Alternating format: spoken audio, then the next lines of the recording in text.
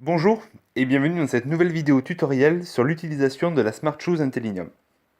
Le but de cette vidéo est de vous expliquer simplement comment parler à la chaussure et comment comprendre ce que la chaussure veut vous dire. Pour pouvoir parler avec la chaussure, il faut jouer des séquences sur l'une des deux membranes de la chaussure, soit la membrane interne, soit la membrane externe. Une séquence est composée de plusieurs appuis et les appuis sont eux-mêmes divisés en deux familles. Les appuis courts et les appuis longs. Un appui court est un appui inférieur à une demi-seconde, alors qu'un appui long est un appui entre 1,5 secondes et 5 secondes.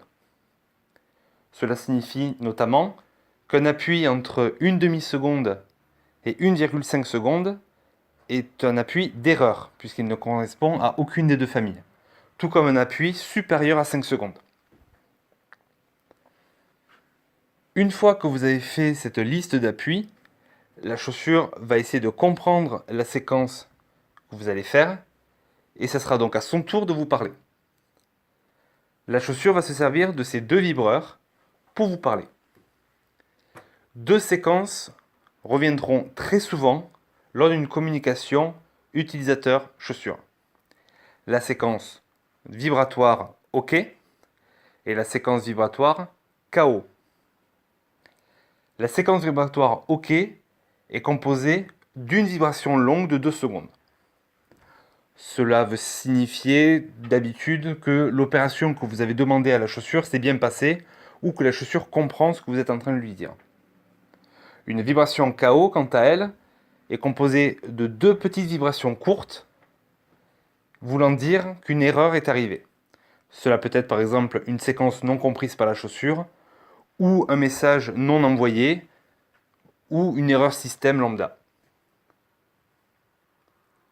Pour filtrer les faux positifs, c'est-à-dire les messages qui partiraient de la chaussure de façon involontaire, toute séquence jouée sur l'une des membranes de la chaussure doit être répétée.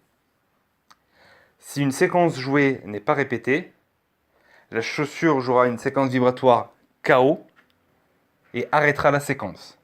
En d'autres termes, si on veut repousser le message, on doit repartir depuis le début, c'est-à-dire jouer la séquence, puis la répéter. Un exemple de séquence simple. Par exemple, si je veux pousser un SOS. Je vais jouer une séquence long sur l'une des membranes.